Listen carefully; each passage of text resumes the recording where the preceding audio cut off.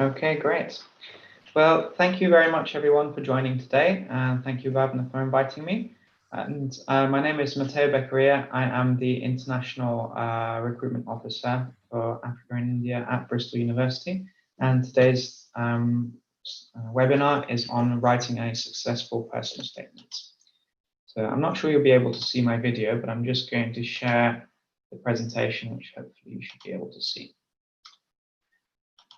Okay, and we are going to be going out on YouTube Live now, and we hopefully will be recording the meeting. So Bhavna, if you could kindly record this webinar so we can share it with those who were not able to attend today, as I don't think I have the permission to record it.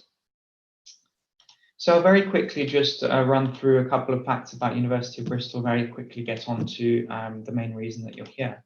So we're a very old university in the UK, and we have about 20,000 undergraduates and 7,000 postgrads, and more than 100 nationalities studying with us. I'm coming to you from live from the UK and from Bristol right now, where it is 7:30 in the morning. We are one of the top-ranked universities in the world and in the UK and in Europe, so 49th worldwide from the QS Rankings 2020. And very high in the UK for research, top for research impact in economics, 35 subjects in the world top 100. So really a very broad complement of subjects that you can study. This shows that we're a very comprehensive university, so there are modules in pretty much every subject area you'd be interested in studying. And for more information on all of the subject areas that you can have a look at our website, which is bristol.ac.uk, and then you search by course. You can search for postgraduate or undergraduate course and find all the information there. In terms of what type of courses we offer, and I'm aware that from India, the majority of applicants that we receive are for postgraduate courses. The quick distinction now between the types of courses are MAs, Master of Arts, MSc, Masters of Science. Those are the two main distinctions. Then there are some more specific ones. MPhil will be a Master of Philosophy. MRes is a Masters by Research. So most common structure, as I said, MA and MSc, it's about a year long. It's 2 taught semesters. It's 180 credit points. And the entry requirement is usually a bachelor's level degree in the same field, but sometimes it can be any field depending on the program. But for often the MSCs will be requiring a bachelor in science in the same fields. The MRes is more research than taught, so often part of a PhD program, and again it's 1 year. So if you're interested in further study in the UK and you're looking at an MRes course, please be aware that it is much more research-based and self-learning and actually engaging in research rather than the taught course, which is the majority of the applicants and the majority of students that will come to the UK will go for the taught courses, which are those MAs and MSCs. So in terms of applying for courses, the personal statement is incredibly important. This is the singular online application for a specific program. It's very important to check the entry requirements. So it's about finding and reading the admission statement. What to say about this? I'll go on in quite detail about the admission statements, but if you just take one bit of information away from today's session, one thing to remember is each course will have an admission statement. Once you find the course that you're interested in on the website of the university that you're interested in, such as, for example, the University of Bristol, on that course page, there is a link to the admission statement. The admission statement has all the information in it as to how we grade and how we review, how we assess your application, and that has all the information in it as to how you can stand out from the other applicants. There are always way more applicants than places, and so you really have to demonstrate, obviously in your academic achievement, but also in your statement of purpose, the personal statement, how you stand out, how you are better than the next people, how you've done things that are more relevant to the course that you want to study, how you're going to, how your interest in the course is really, you know, that you've planned and shaped. You have an idea of how you want to plan and shape your career afterwards. So to come back to this slide, the admission statement will say, what are your academic requirements? Is work experience required for this particular subject? Do you need additional submissions? It will state the academic references, as you will need to have usually 2 academic references from your previous study to confirm and recommend you for acceptance onto your course. There will be the various administration tasks, so you'll need to upload a colour scan of your passport, you'll need to upload all the required documentation, and to write the SOPs, the personal statements, and what we're going to be talking about today. Okay, next slide, if that works. Right, okay, so this is an admission statement for each program. And there is a link, as I said, in the bottom of the program statement. So if you're interested in MA for English Literature, right, a Master in Arts, you just simply search, you know, by your favorite search website, be it Google or whatever, Bristol University, English Literature, postgraduate, you know, MA English Literature, Bristol Uni, you'll find this page. And I'm not sure if you can see my cursor, but essentially, if you scroll down the page, there's lots of information underneath the admissions criteria. There will be a link that says admission statement.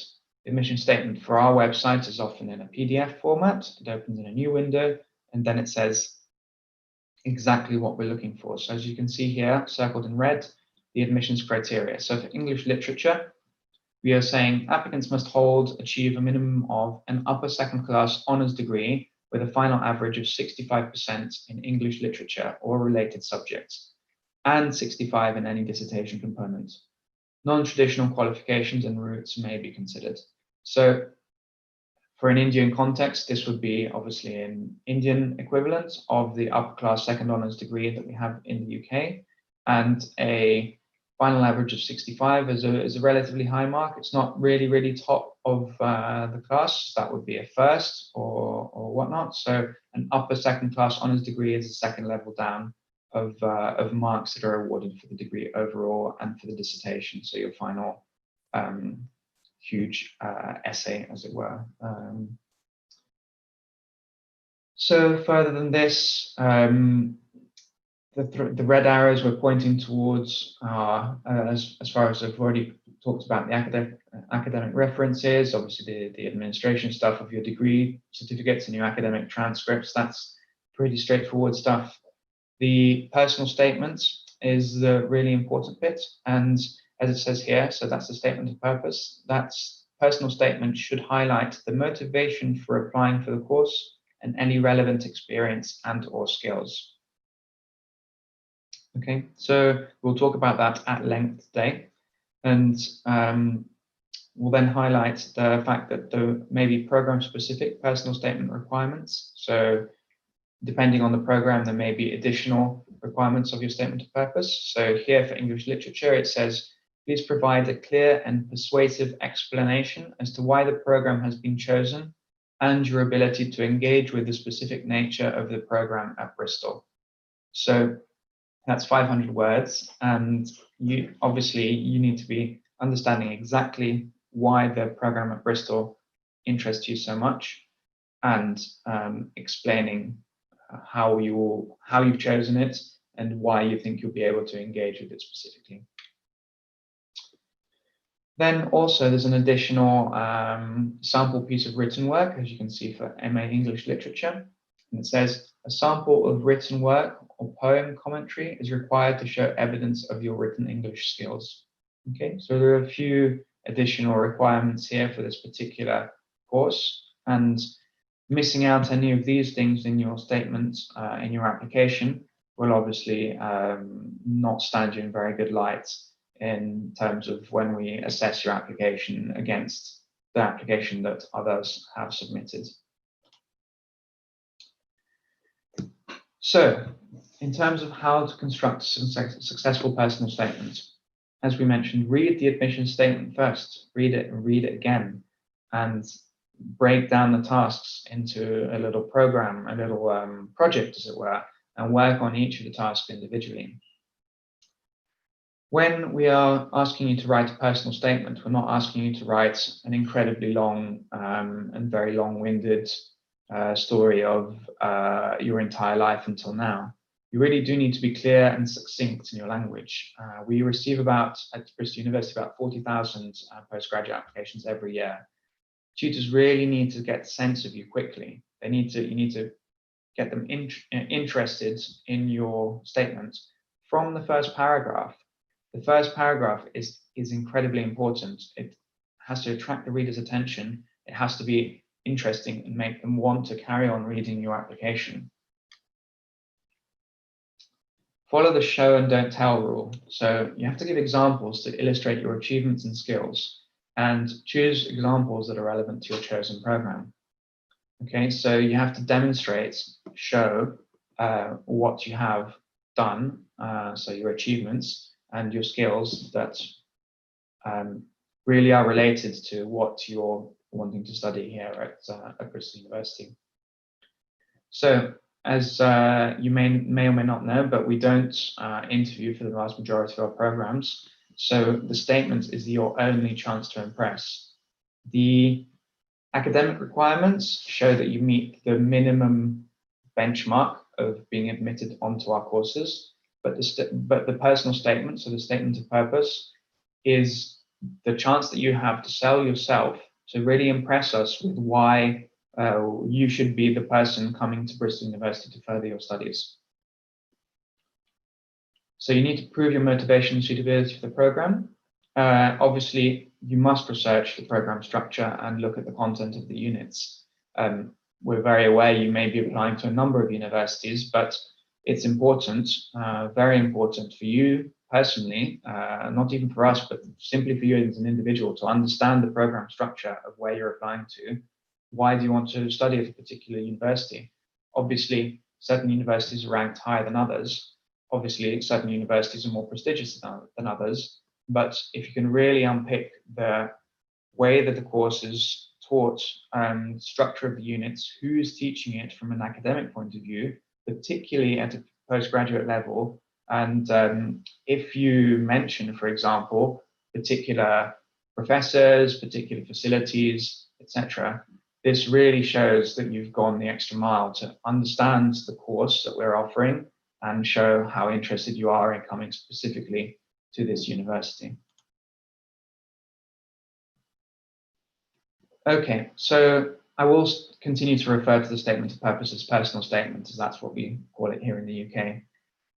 It must reflect your experience, personality, and aims. So find out from your admission statements on your course whether you need to include anything specific in your statements. You must show genuine interest and enthusiasm for this program at this university, as I've said already. Tell us why you chose us.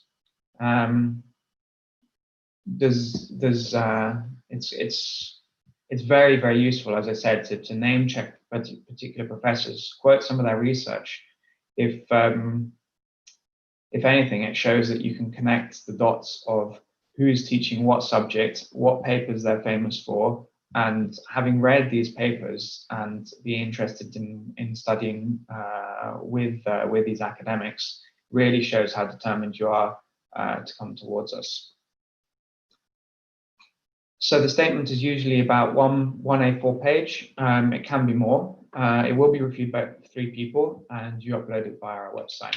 Pretty straightforward. So here's an example from our course, MSc Data Science. Okay, I'll read you the statement, and so it starts off saying the UK has been the most significant contributor to the IT industry. It follows a knowledge and research-oriented approach towards both education and jobs.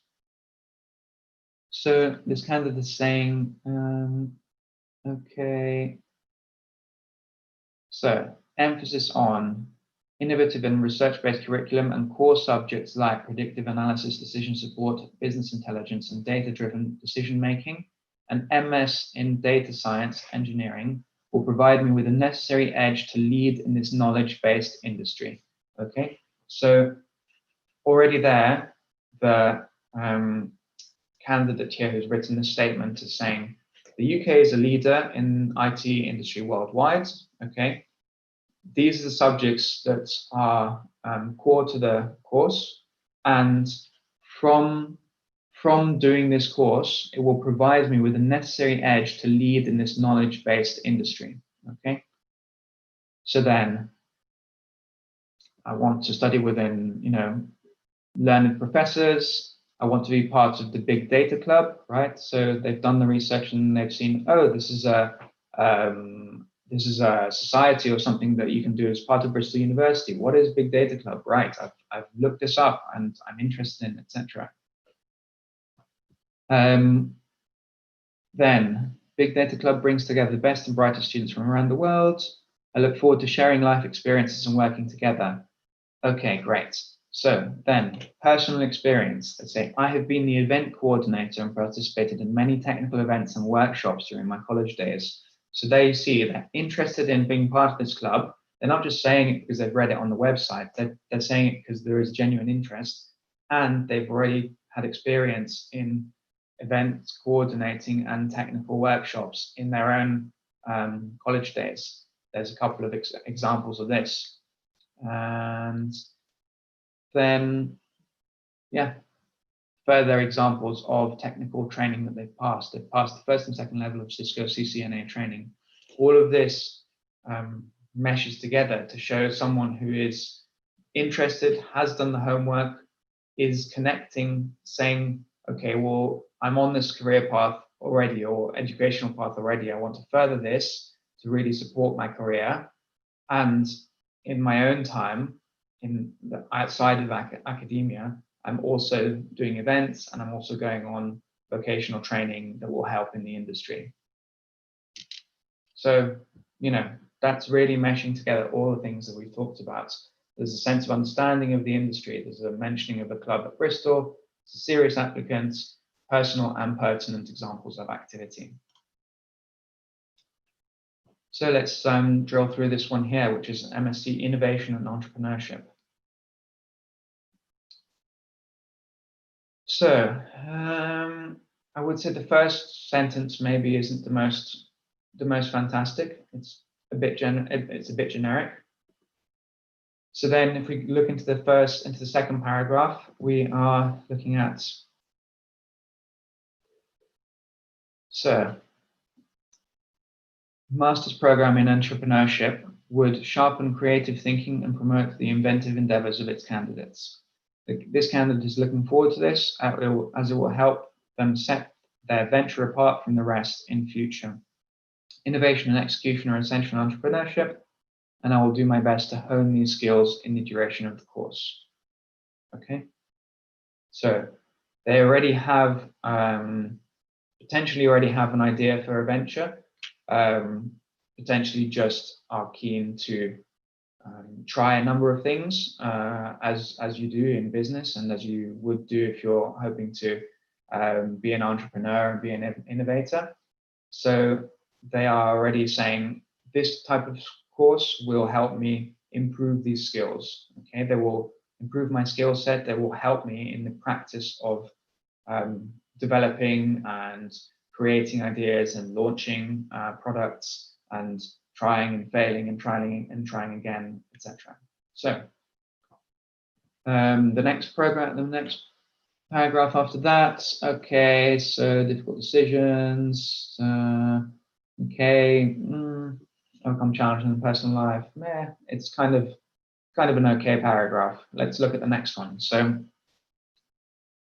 pursuing a master's in innovation and entrepreneurship at the University of Bristol, I'll be able to equip myself with the knowledge, critical competencies, and expertise to deal with and overcome any challenges I might face on my journey to create a successful and innovative business. Okay, so theoretical and practical tools needed to address the challenges of innovation and technological changes, and subject-specific knowledge and skills to real-world challenges. Okay, so University of Bristol will provide me with the perfect environment to achieve my learning objectives. Okay, so it's clear that they understand how this dynamic works in business life, that there will be challenges, and that theoretical knowledge and skills and models and experience will help shape one's ability to address these challenges in the real world. Okay. So from the last paragraph, international baccalaureate, so then keen on studying in the UK, teaching standards very high, and Bristol University is internationally recognized. Completing the master's program in the UK would give a massive boost to my profile and future aspirations. And the fact that Bristol is one of Britain's smartest cities. So it's probably the best place after London for tech startups and similar. So, and smart cities. So from my perspective, maybe not as strong as the previous example, but obviously a different application for a different type of course. And I would probably have added a little bit more experience from actual examples of what I've done in terms of maybe at entrepreneurial ventures in school or in college, and kind of things that I've actually specific competencies from outside of my academic life. But still, a very good example for MSc Innovation Entrepreneurship. So here, the reviewer has commented on the understanding of the programs and relevant work experience. So the pitch cover program requirements, cover interest and understanding of the programs. Okay. So in terms of, I'll spend quite a lot of time now on these 10 steps to a successful statement of purpose. Okay, most statements start off with something like this. I'm applying to a Master of Science program in something engineering at the University of Bristol because I believe my technical skills will blossom at your program, and it is a place where I'll be challenged and where I have developed my scientific and technical knowledge, etc., etc. Or, for example, I am honored to apply for the Master of Science program at the University of Bristol because, for as long as I can remember, I have had a love of science. Since I was a kid in school, I've known I've been wanting to become a scientist, engineer. Yeah, it's kind of all well and good, but it's very similar to what many people will be writing for this. And as I've already said, you really have to, from the first paragraph, really interest the reader. You have to stand out from everyone else. You have to interest the reviewer, so the tutor will see hundreds of these applications, and they need to know why you're different, why you're interested, and why it's so relevant to you. So I will be going through a few pointers here, which match the bullet points here. So, how to write a successful statement of purpose. You really have to write stories and not statements. Okay. Would you prefer reading a novel or a newspaper? A novel, obviously. And the humans over millennia have told stories. We are storytellers by nature. We used to sit around the campfire as you know, from caveman times probably onwards, and tell stories. This is how our history was passed on from generation to generation before we even wrote our history down in writing on paper. We are naturally storytellers, and everyone likes a good story, from Bollywood to Hollywood, to books, to social media. It's all about the individual story, and a captivating story will help you connect emotionally to your audience. So, why is there a strong reason that you want to study your course or degree? It should not be a sob story, as we call it, kind of really emotional, overly emotional kind of like. It should be interesting and professional, but at the same time emotive, if that makes sense. So somewhere between a novel and somewhere around the words of a novel, but still professional, if it makes. So you need to try and make that connection with the reader. Point 2 is quantify your stories.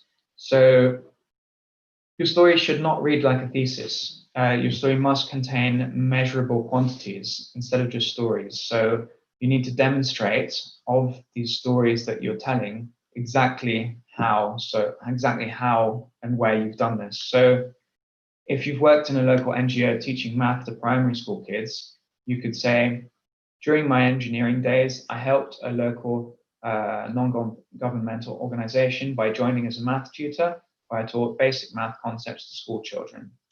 Okay, this could be a good example, but it does give the reader the entire picture, and you certainly don't know how much of an impact you made of these children. So a better example of this would be, during my second year of engineering, I joined Teach Math, a local NGO where I was part of the math tutoring team. For a period of 10 months, I taught basic maths like algebra, geometry, arithmetic to more than 30 5th and 6th grade students. And every single student I taught to secured an A in the math that year. I've never been prouder in my life. So let's think about that. How did that second statement change from the first one? Instead of just saying, I joined the local NGO, I taught maths and basic math concepts, it said, when did I do it? What did I join? It name-checked the NGO. It said for how long this happened. It said exactly what was taught, so algebra, geometry, and arithmetic, how many students were impacted, and most importantly, what was the result? We said they secured an A in math that year. Right, great. So it is the STAR technique: situation, task, action, result. Okay, very brief and very quick to learn. If you want to search that online, STAR technique, you use it for interviews. You can use it in giving examples for your statement of purpose. Okay. Then you must be specific. You really have to dig into the details. Okay. Find a nice and memorable way to say your stories, and you must demonstrate that you can think for yourself. So you must demonstrate the way that you have developed as in your academic career, but also why you want to study this, why you are in your current journey, why this particular course, why this particular university. It's a very difficult question to answer. If you can answer all the whys effectively and sincerely, and connecting the why of your own personal story with the why of the course and the why of the university and the why of the your future career, you're almost certainly in. Almost certainly. So why? Massively important. Okay, so then you really need to customize your essay. So each item, each course that you want to study, each individual will have a unique setting. So a unique culture you come from, a methodology, a vision, values. The course will have, strengths and weaknesses.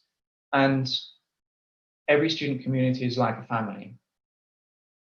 There is a culture associated with each university and with each culture that you come from, right? So showing some understanding of the national and context and culture that you come from, and the differences that there are in different cultures around the world, and why in particular you want to study in the UK, and what attracts you about the culture of the country, what attracts you about the culture of Bristol, for example, as a city, if you were to choose to come here, what attracts you to the culture of Bristol University, what attracts you to the culture of a particular department and how they teach a course, because, for example, I'll take an economics example. At Bristol University, we teach economics in a very mathematics-heavy way. There's a very high maths requirement because in first year, there's 1/3 of the course is entirely statistics and econometrics. Students who come to Bristol University get a BSc in economics when they finish, which is Bachelor of Science. In other universities, you can study economics as a BA, a Bachelor of Arts, and there will be far less mathematical statistics, regression, and that kind of stuff in the course. So the culture of how you teach a subject can change hugely in between different universities in the same country. So understanding how this topic and how the subject is taught and what the culture is around it is incredibly important, not just for your application, but for you as a student. What sort of how do you want what are you attracted in from a particular culture of learning? You know, it's a lot about doing your homework and really researching this and what you're really interested in, what sparks your interest and what sparks your imagination and what will stimulate you to work hard and excel at your course and excel in your work life afterwards.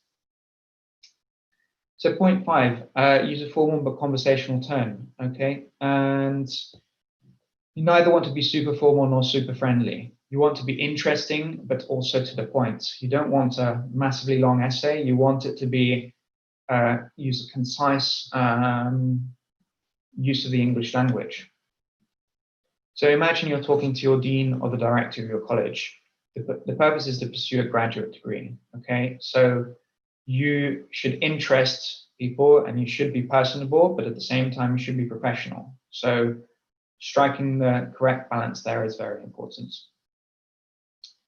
Point 6, you need to decide how you want to portray yourself and learn how to portray indirectly, okay? So you could say things like,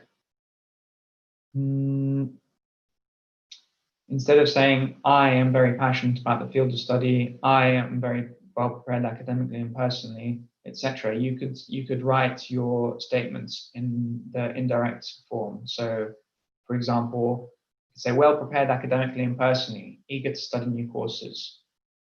You can say, able to build and maintain a good rapport with professors and fellow grad students. A potential remarkable representative of that grad student in your future career. So a really good example of this is LinkedIn profiles. If you go to LinkedIn profiles of people who are very successful in their fields, a lot of the time their LinkedIn profiles will have been rewritten by professional staff, either within their company or consultants or similar. If you look at people who are at the top of their industry, their LinkedIn profiles are very succinct. They're not extremely wordy. It's simply the achievements in the indirect form, and just a very short way of showing what they've been able to do at every particular company. It's a great way to learn how to write in the indirect form. And obviously you can find out more about that online. So anything further to say about that? Not really, I guess. We'll go on to point 7. So don't create stories, don't make stuff up, don't embellish things excessively. Write great stories only if you have great stories. If you don't have anything great to write, don't write it. But to be frank, you still have time to do great stuff. So if you don't have anything great to write and you're interested in the sector, the best advice I can give you is volunteer a little bit in the sector if you can. Just find a way, do things that then are very interesting and relevant in your spare time, if you have any, because then you can tell stories about it. There's no point making stuff up. It will be relatively straightforward to spot a true applicant from a false applicant in just a reading, and making false claims. The false claims are verifiable. It's quite easy for people to check on the things that you claim in your personal statements, and we would look at relevant evidences in your stories and in the past. So definitely keep it truthful. And as I said, if you don't have things that are so interesting to talk about, do stuff that's interesting to talk about, and then talk about it. So create this for yourself, and you will see that once you start understanding how to connect things in between your academic, personal, and work life, then it will all start to you'll be able to weave this together. So address your problems. The statement of purpose is a great opportunity to address some of the problems. If you've had a challenging academic background, if you've had a gap year in your career, if you have any work-related problems, it's good to be as honest as possible and to talk about the problems in a matured manner. So instead of trying to defend yourself, you can point out the actual reasons to lead to the problem, but also, more importantly, you should highlight how you overcame the situation. So this is very often, for example, in work life, in an interview, they will ask you how you overcame difficult situations, and this is all part of life and learning to cope with challenges and difficulties. So what have you learned from the experience? If there's any example such as this, I wouldn't say spend a huge amount of time listing a very long list of problems, because that's probably not what the personal statement purpose really is about. But if there's anywhere that you think, well, maybe a tutor who's reviewing my application might think, well, okay, it's maybe a slightly non-standard application, or maybe it's unclear as to why exactly they didn't do absolutely perfectly in this particular area or something like that, then it's a very good chance to dedicate just a couple of lines to say, this is one area where I didn't quite go as planned, but this is how I overcame that challenge, and this is what I've learned from the experience, and this is how I've improved as a result of it, and this is how I ensure I don't make the same mistakes going forwards, or etc. Point 9, do your homework. So essentially, you don't have to remind us that Bristol University has however many PhDs and however many Nobel Prize winners. I pointed that out in the first couple of slides. We know that, but the specifics are very important. So don't tell us about where we stand in the rankings. We tell you where we stand in the rankings, and that we're a top-ranked university. What you need to tell us is the specifics about why you want to study the particular course that I've said. If you want to study molecular chemistry, why it is that the School of Chemistry at Bristol University is so great, and you've looked at the labs and the fact that you can access them, for the times that you can, and you want to study under academics. Let's say, for example, Dr. Mark Adams, for example, PhD, is just an example I've made up, but let's say he's working in the field of quantum chemistry, and you really just have to be very specific and have done your homework. But I think I've already mentioned this previously, so I won't insist on it so much. And finally, you need to write and rewrite, edit and rewrite your statement of purpose. It's not sufficient to just write it on the first draft and then think that that's good enough. It probably won't be. Everyone rewrites and rewrites, and everyone gets a little bit of help, or many people get a little bit of help from their peers and family, just simply to review the essay, look at the areas where they say, okay, well, maybe you could, maybe this paragraph isn't very clear. Maybe this paragraph is too long. Maybe this paragraph is a great example. You can expand on it a little bit. So it's just people to get a little bit of feedback on, to essentially ensure that your essay flows, that each paragraph kind of like is logical and follows one after the other in this kind of step-by-step process. And finally, in the point that I haven't actually added on this 10-step guide because it would be step 11, but take advice from professors. So if you have a good relationship with a professor or the tutor at your undergrad institution, by all means, ask them if they would be happy to proofread or give you some pointers on your personal statement. And they will be obviously very knowledgeable in that particular subject. So they may also be the person who you will be asking for an academic reference. So having a good relationship with this person or people will stand you in great stead for getting your successful statement of purpose out there. Right, so that's a long time to talk about a single slide. So that's pretty much the majority of the statement of purpose information. I'll add a little bit of information about Bristol University, seeing as we're here.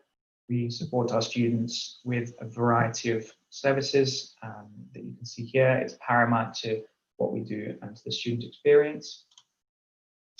We offer a vast array of career support services from day one. Bristol University graduates are the second, third, or fourth most. I can't remember off the top of my head, but very, very top in terms of who's sought after by top UK employers.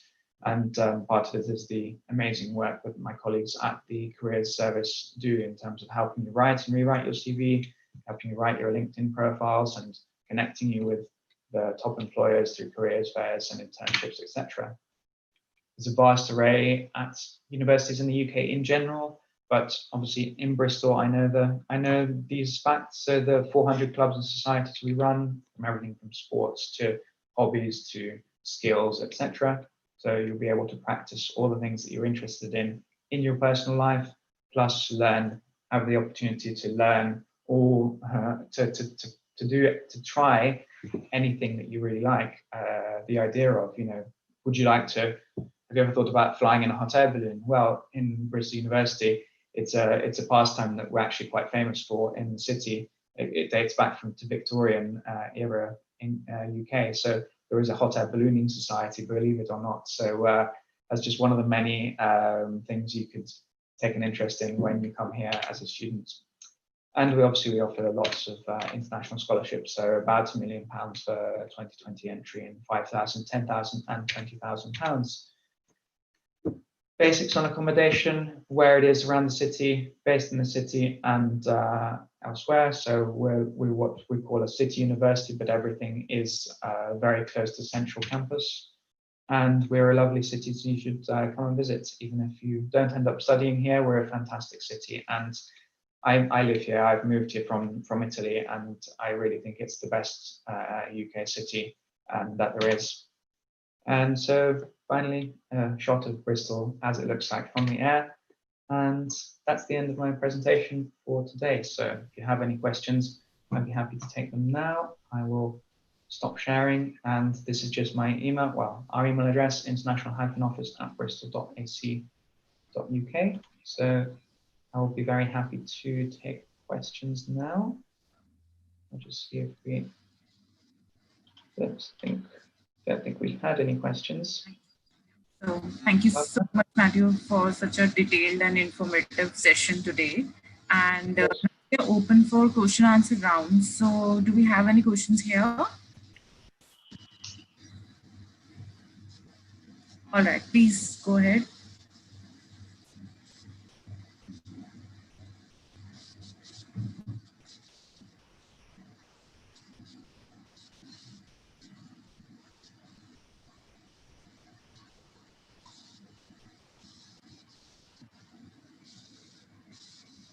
Yes, Muskan. Please unmute yourself and ask your query.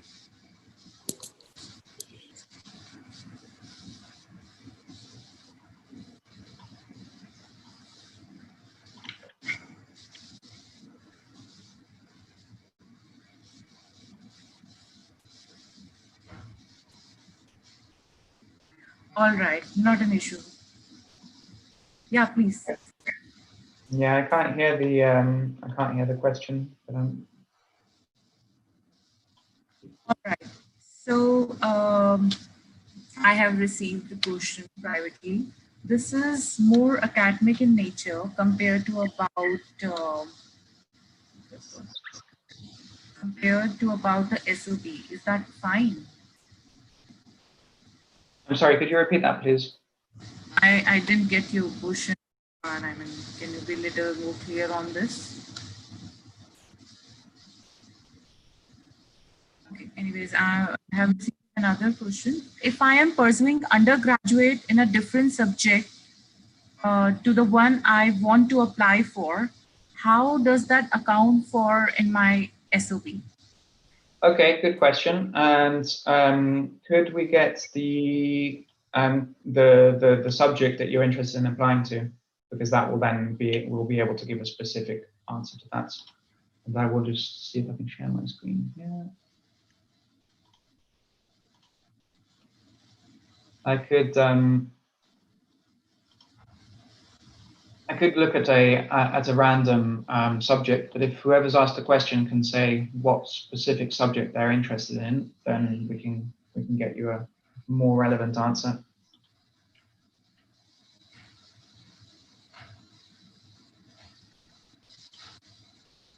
Okay, let's say it's science. Okay, science is a very good example. So chemistry. Okay, so most of the time, if we are looking at, okay, chemistry is probably a bad example because there's no 1 year's master's courses, but maybe. So here is an example. One student is saying that I am pursuing history, but I would like to apply for English. Okay, very good.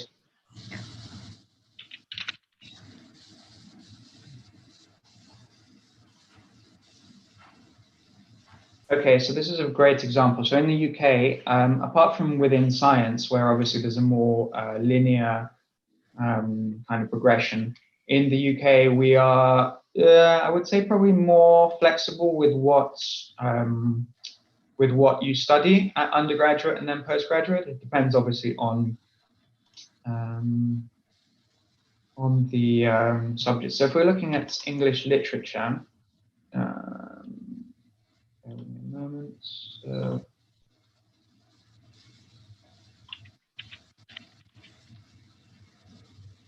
Okay, so English literature, let's have a quick look. So that's the example that I was looking at before.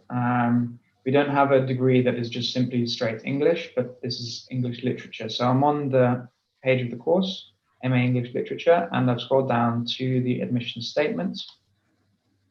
I'm opening the admission statement and zooming in. Hopefully you can see it well. So applicants must hold a minimum of this degree in English literature or a related subject. Okay, so related subjects, what the definition of that is a good question. That would be probably down to the English department at Bristol University to give the admissions team to give a view on whether history is related. It is obviously an essay-based subject, so it's some of the qualifications or some of the skills that you would be learning from a history-based degree would probably be transferable, but I don't know if necessary to English literature. There's also saying non-traditional qualifications and routes may also be considered. Okay. Maybe English is not the best example for this. So let's have a look. If we were to look at history, MA, let's see if that's a similar entry requirement. Entry requirements, okay, there we go. So this is a more broad entry requirement. So here it just says an upper second class honors degree in an arts, humanities, or social science discipline.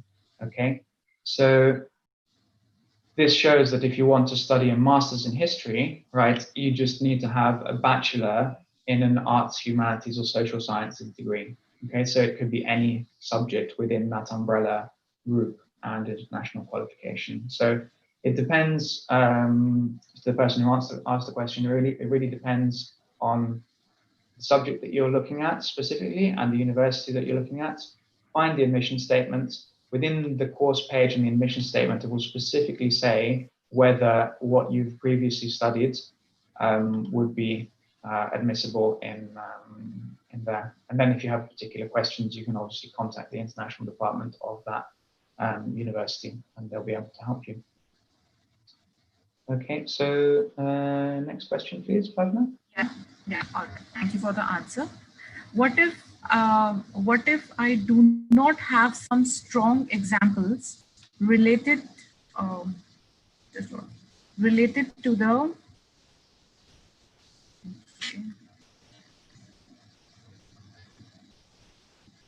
the course I am applying to, that would fortify my SOP? Okay. Will majorly affect the credibility of my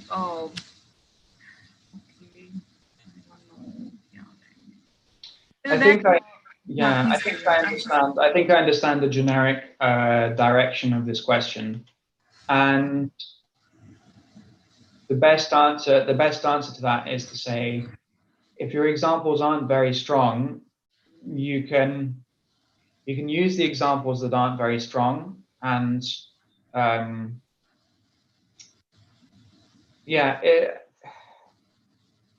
best thing for that is to step back. A bit and think of, why am I applying for a particular course, and why at a particular university, and it's the why. Okay, if you say your examples aren't very strong, then why is this the case? Is it simply a question of you've done your your primary and secondary schooling because it's obligatory. You've gone to a particular university maybe because someone told you it might be a good idea. Maybe your parents wanted you to study a particular subject. Okay, fine.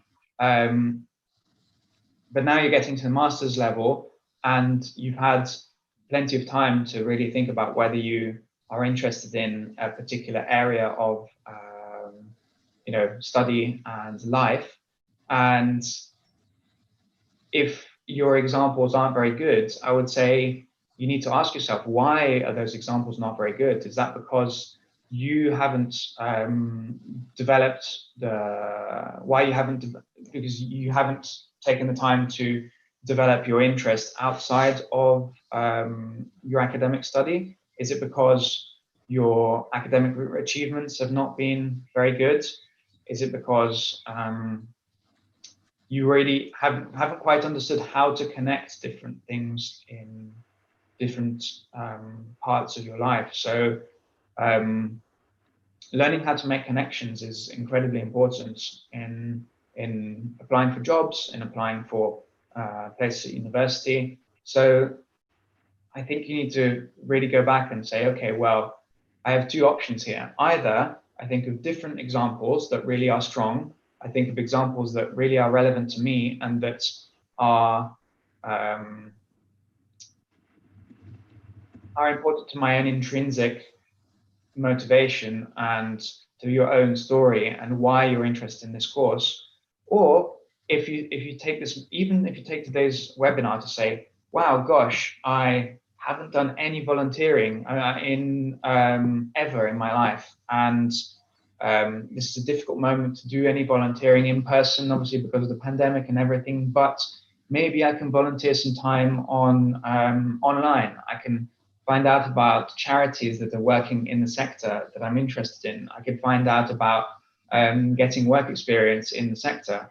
I could find out about how I can do stuff that's out of my own initiative rather than what someone else has told me to do. And anything along those lines where you're taking your own initiative to do the research, to find out what you're interested in, to do something that is motivating to you, that is related to what you then want to carry on, you will be able to talk about this and make a really good example from it. And if you're not, then, well, you can work on that skill. But if you're unable to get to the result of being able to give good examples and interest the tutor, then really that is the main aim of the statement of purpose and your personal statement is to sell yourself and to differentiate yourself from others. If you're not able to do that to a sufficient degree, then other people will, who are able to do that and to interest people and to show how they are a worthy candidate and, very interested and very dynamic and who are also achievers, both in an academic sense and in a personal life kind of sense. And you can have all sorts of achievements, but if you're not able to give a good example, then you really need to think about why is this the case? And can I get a good example? Because if the answer is no, I don't have any good examples and I can't give any, then you have to think, well, why am I applying for the further study? Because, you need to know that for yourself, and before you sell it to other people, it needs to make sense to you, and you really need to have that drive and motivation. I hope that's clear. All right. Thank you for the answer. And next question we have from Muskan. Is there a significant difference? Is there a significant difference in the way we write a statement of purpose for graduate level program as compared to a bachelor's level program? Yes, certainly. And it will be specific to your program. The basics will probably be similar, but at a master's level program, you've obviously had your 3 years or so of bachelor study behind you.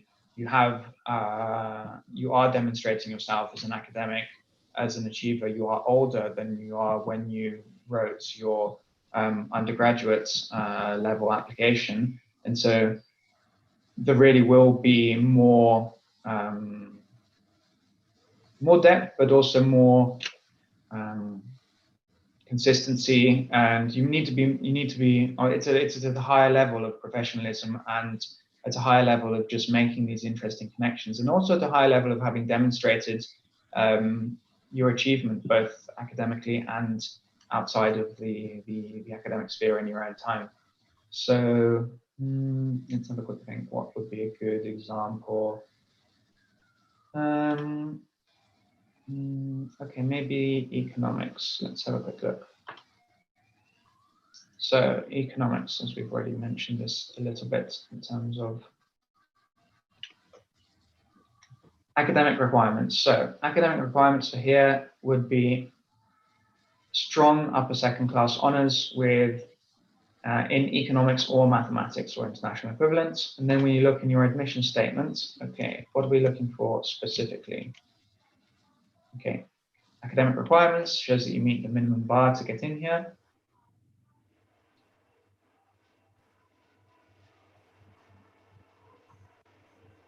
Okay, so there's an online application form. You need your 2 academic references. Okay, so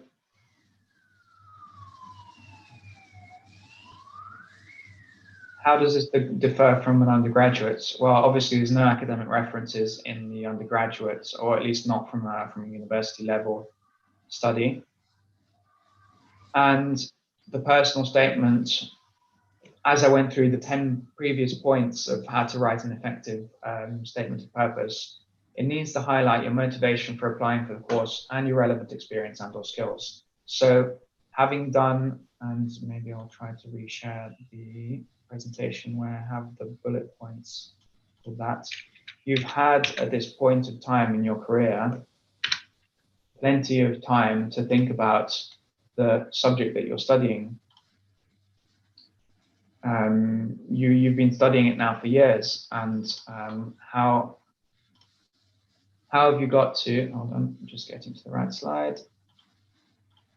Okay, so here we go. If you've done an undergraduate level course for 3 years, this will be you'll be a massively different person now to when you were when you started university. And if you've been studying, say, economics for 3 years, why do you still want to study economics at master's level? You have a qualification, you are able to go out into the world of work and seek employment. And if you simply say to us, okay, well, actually, the only reason I want to study a master's is because everyone needs a master's these days to get ahead in the job market. Well, it may be true that more people are getting qualifications and advanced qualifications, but it simply is not going to cut it. Similarly to if you write a job application, you say, well, Google, I want to work at Google because you're such a great company and you pay people really well. That may well be the case, but that's not going to get you an interview at Google. And likewise, if you've been studying economics for 3 years at bachelor level, why do you want to carry on studying it at master's level? It's a substantial step up from bachelor's to master's, and students who do carry on to that level need to be able to demonstrate not only their achievements, and they've been towards the top of their class in university and in bachelor's level study, but also that they're incredibly motivated for this particular subject and how this subject is going to then support their career. So that's how really it's going to differ. You really need to be able to tell us these stories and make the connections about, show that you've done the research to really understand which course you want to go to, at which university, in which country, and that you're making these connections between who you are, where you've got to, your interests, your drive, how this further study is then going to support your career, and why you want to be, why, really. It's all about the why. All right. Thank you for the answer. And next question is from Metri. Should I mention my requirement of financial aid in my SOP?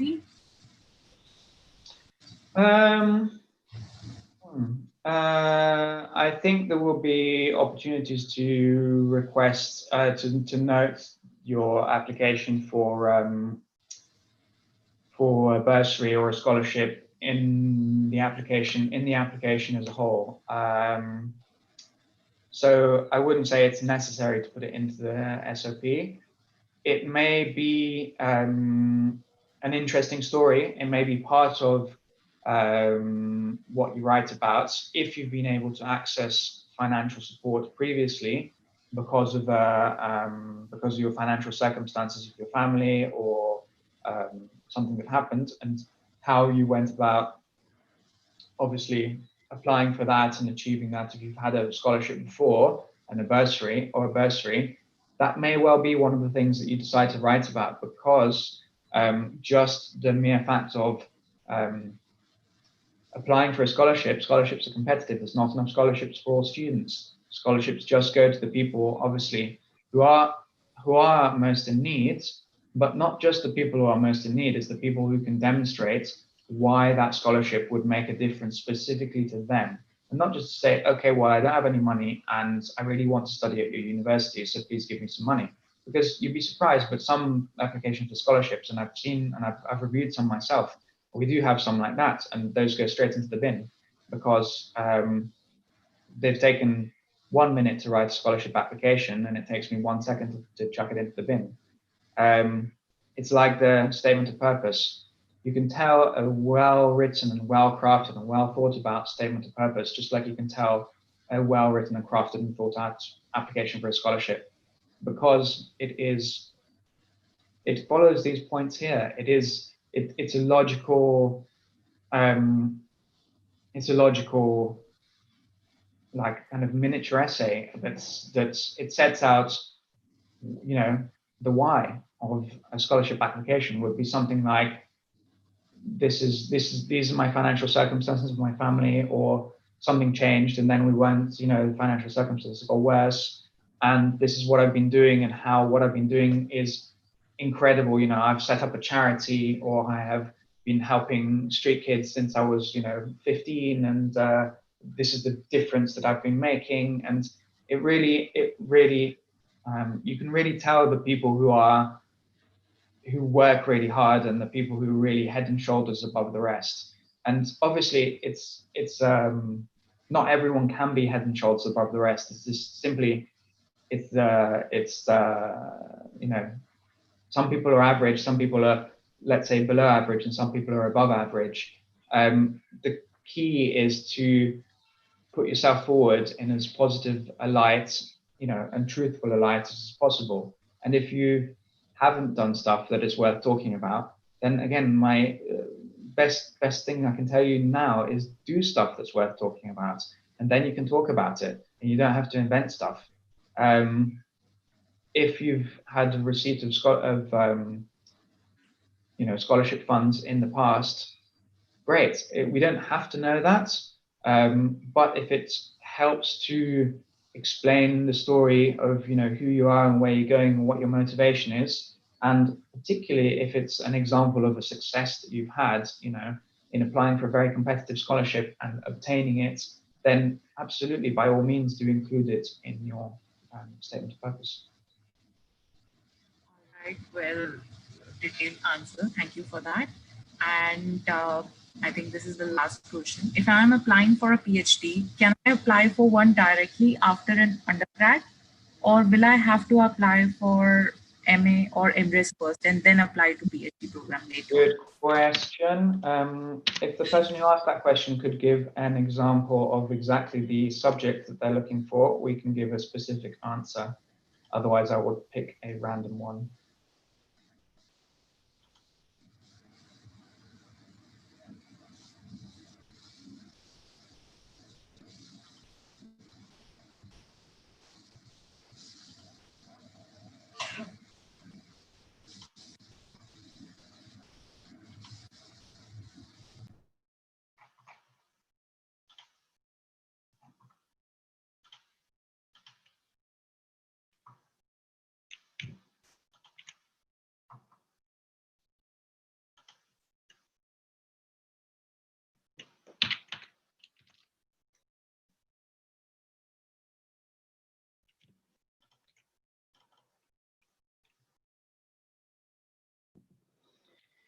Okay, I will go ahead to pick a, let's think about it, maybe an arts PhD. Let's have a look.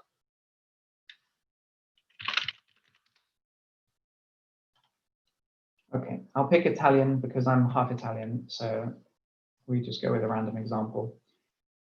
Okay, so entry's requirement for a PhD in this point would be a master's qualification, as you can see here, or be working towards master's qualification or international equivalents. Applicants without a master's qualification may be considered on an exceptional basis, provided they hold a first-class undergraduate degree or international equivalent. Applicants with a non-traditional background may be considered provided they can demonstrate substantial, equivalent, and relevant experience. Okay, so what that translates as is 90% of the time, 95% of the time, you would be required to have a master's qualification in terms of applying for a PhD for Italian. And if we look at a science, for example, let's say physics PhD, here we go. So entry requirements, a first degree in physics or related subjects, okay, or a relevant postgraduate master's qualification. So for science programs, as you can see, it's a little bit less directed at people having had a master's before. So to whoever asked the question, it really depends on what course you're looking at and at what university. Obviously, for PhD applications, they are very, very, very specific to which academic you want to study under. So if you want to do a PhD application, then the best port of call will be your existing contacts at your university, so your tutor, your lecturer, and anyone who you can reach out to for support in terms of progressing within academia. Then, obviously, doing your own homework in terms of finding which university within you know, the UK or any other country that you want to study at, really, you know, below which professor you want to study at, what very specific topic do you want to spend 3 years of your life advancing in a very, very, very, very narrow niche, the extent of human knowledge worldwide, because that's essentially what you're doing as a PhD. You're becoming incredibly focused in a very, very, very narrow field, and then bumping up, hopefully, the level of kind of global knowledge by that tiny fraction that your little PhD, while massive on an individual perspective, is compared to the extent of our global knowledge. It really depends on. So obviously it's a very specific, course specific, tutor, academic specific application, and there's obviously information on our website about each PhD. So yeah, in short, it depends on what course you're applying for. All right. Thank you for the answer. And I think this is the last question again. Is there a specific way of bringing up the topic of scholarships in my SOP? I'm sorry, Bhavna, could you repeat that? Is there any specific way of bringing up this topic of scholarship in my SOP?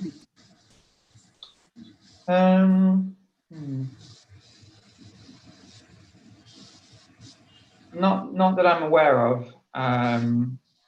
Not that I'm aware of. But then again, I'll be honest, I'm not an expert in SOP. I haven't been working in this role for a huge amount of time. So there may well be resources about that online. And part of being a good academic is being able to research this information for yourself and finding it.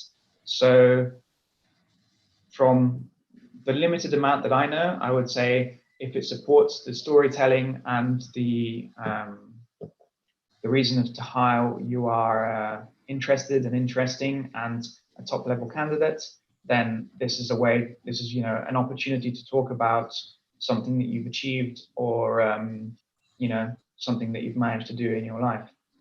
I wouldn't know any further than that. It depends, on the institution you're applying to, on the individual course. So I don't think I have any particularly useful information I can provide on that topic. All right. So that's it for the day now. And thank you so much for such a detailed and informative session again. Thank you so much, Matthew. And we have a request here actually. So can we all switch on our cameras so that we can have a picture together?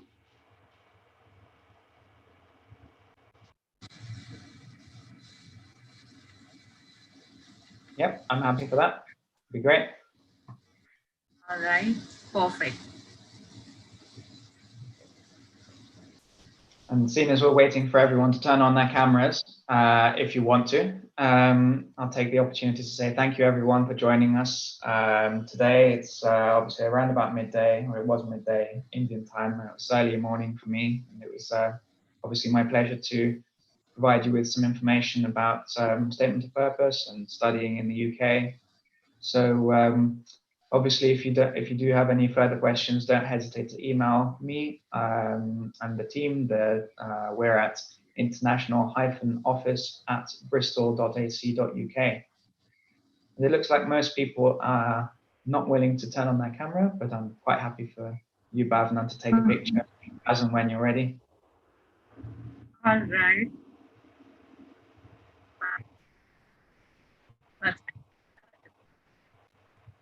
Thank you so much. Thank you, Matthew. Thank you, Kamala Nehru College, and my pleasure for coordinating with us. Thank you so much. Thank you, everyone. Have a lovely weekend. Thank you, sir. Thank you.